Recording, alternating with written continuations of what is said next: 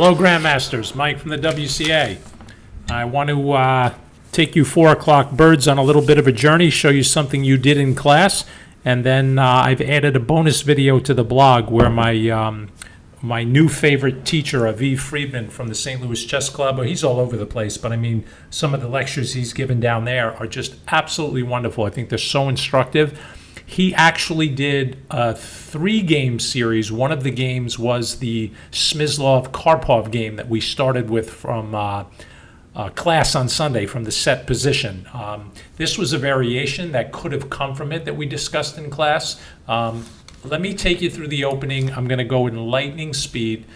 This was a symmetrical English. You don't really need to know the names of these variations yet at your level. What you do need to know, and again, don't worry about the opening moves until we get to the set position in class, which came from coming here. So knight c6, rook e1, and it's from this position where Karpov, playing black, avoids getting an isolated pawn of his own or getting his queen into the middle of the board and just retreats back. And the class played from this position. And I'm going to show you a game that Josh Kolis played as black against Rubin. So, you know, it's kind of not fair to Rubin. You know, Josh is going to be a GM someday. But Rubin made a very, very instructive mistake that got him into big trouble. And when I went through the games, I found that to be the most instructive one to show you. So I'm going to show you that here, but I want you to watch that Friedman video, and he does a complete analysis of this Smyslov-Karpov game, okay? All right. Let me just take you back for a minute. If black in this position wants to get this bishop into the game, which is going to be something natural for him, right? You can see that this is a bad piece right now.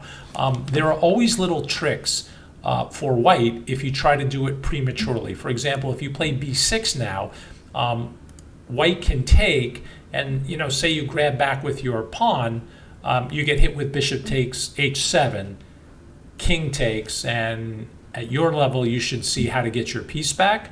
A nice little double attack. Look at this horse up here in the stable. Nobody's watching it. The door's wide open. Queen c2 check. King goes back. Queen takes. You know, this is not the end of the world for black. He does have a couple of bishops to work with, but you know, a pawn is not a nut. Maybe I'm a nut. I could say that in Russian. Peshka neyeshka. With my accent, heaven only knows what that sounded like. Anyway, I probably just asked for a donut in Russian. Anyway, so this is a possibility, right? So here is the starting point with knight f6. Pay very close attention to Friedman's analysis, and you're going to see in these isolated queen pawn positions how important it is to never miss the tactical opportunity to play d5, which can cause a whole bunch of problems. And the reason is, so in the Karpov game, by the way, let me take you a couple of moves and I'll explain my idea a little better. After a3, which is a very good, useful move in these positions, white very often wants to build a battery on the b1 h7 diagonal, but you always have to watch for these annoying knight moves. You know, it's like when you're playing white against the Sicilian dragon and you set up your dark squared battery and then they throw in the move knight g4. You know what a pain in the neck that is, right? So here, white does the same thing, but this time with the a pawn, which will prevent this. So b6 was played, and then bishop c2, after bishop to b7, queen d3. And again, I'm not going to analyze that game here. It's already been done beautifully by Friedman. There's no reason for me to do it. So you guys can check it out. But this is one of the main ideas to play, and then always be on the lookout for tactical opportunities to play this move, keeping in mind that the knight on f6 cannot move because you'll get mated on h7. So white very often, as in the game, will try to get black to play the move g6, weaken some dark squares, and it becomes a chess game. Okay, I want to take you to Rubin and Josh's position, which was from here. This was the set position we played from in class, and Rubin kind of made a mistake in one move. He was really worried about this isolated pawn, but he should know you can't get away with taking this right now because of the famous bishop takes h7 trick, and you lose your queen. I'm not going to put that on the board. I think you guys know that idea, right? So, all right, I'll show you. Let me make a random move for white, like h3, take the pawn, queen takes, and then you just simply take here and the queen is lost. So I'm not really sure if Ruben was afraid of that. I haven't seen him, so I have to ask him when I see him. But he played knight e2, so swinging his knight over to the king side and giving the d pawn a little extra protection. But it turns out, if you think about it, it does the complete opposite of preparing the move d5, which is a weakness for white, right? This d pawn, if it just sits there all game, is going to be a weakness. So decentralizing your knight is what gets you in trouble. So Josh just very calmly plays b6 to develop his light squared bishop, and then b3.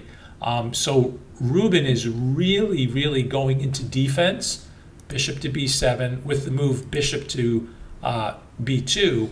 So he's got 1, 2, 3 minor pieces defending the d4 pawn, which is not really worth it, because that d pawn is a weakness, but you're not taking advantage of your attacking chances.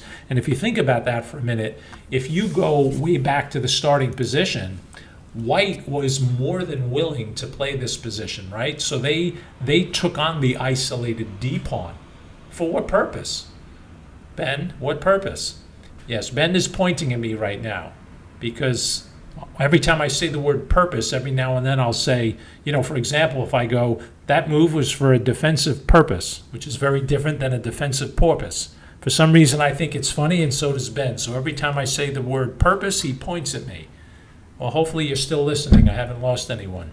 Anyway, if you come back to the starting position, if you're going to accept an isolated d pawn, especially since it's part of opening theory, try to remember what the benefits are. You have tons of space and activity with the pieces. You have to use that. You can't go into defensive mode from a position that allows you to attack. So by doing that, Ruben gave himself, he just basically just protected his weakness instead of taking advantage of what the weakness gave him, which was activity. And to Josh's credit, let's take that back, that didn't happen. To Josh's credit, he's simply playing an isolated d pawn from black's perspective and just playing natural moves. So after knight e2, it allows b6 comfortably, b3, bishop b7, and then after bishop b2, the dark square bishop is just shut out of the game, and sure enough, there comes knight to b4, as I discussed.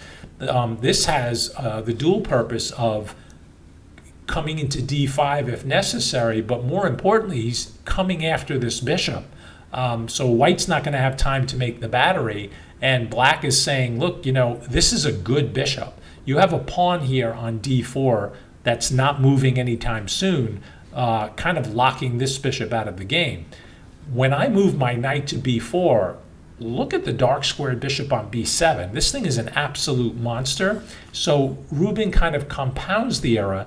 He allows Josh to just take it. It's already unpleasant for white here, but by playing knight e5, Josh instantly takes the bishop off the board. So queen takes d3, and again, white is not lost here per se. There's no forced win for black, but black has 2 bishops, and white's pieces, the remaining pieces, don't necessarily coordinate well. I can't magically change color of this bishop and coordinate it with the queen, so it's not really clear what white's plan would be here, where Josh has a pretty straightforward plan. He just starts improving his pieces. So he plays knight to d5, centralizing the knight, blockading the pawn, pawn to a3, a move too late, and now bishop to d6.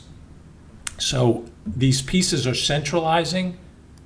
Ruben plays knight to c3, and sure enough, knight f4, hitting the queen and hitting the g pawn. It's a double attack, and white is already basically lost here. So knight g3, queen g3, just take on g2, and the rook is attacked, And there's basically nothing that white can do. It's amazing just by finding the wrong plan in the opening how quickly he got a lost position. He moved the rook. I'll show you a couple of more moves just quickly. So knight h4, targeting the f3 square, and then probably out of desperation, but pawn f4, but it moves another pawn in front of the king, and then the knight occupies f5. This is an outpost square. There's really nothing that white can do at this point, but still kind of cool how Josh finishes the game. So queen f2, and thinking he's protecting a loose pawn, but Josh just takes it anyway. And you can see that you can't take that knight because of the pin from the bishop going to c5. So he gets his rook out of the way, and then bishop takes e5. Rook takes, knight f3 check, fork. And game is pretty much done, right? King f1, off goes the rook, and game is over, okay? Just go back and look at the first move again, knight e2. There it is. And that comes from this position. Go over the Friedman game, compare it to what you saw here, and then, you're on your way, Grandmasters.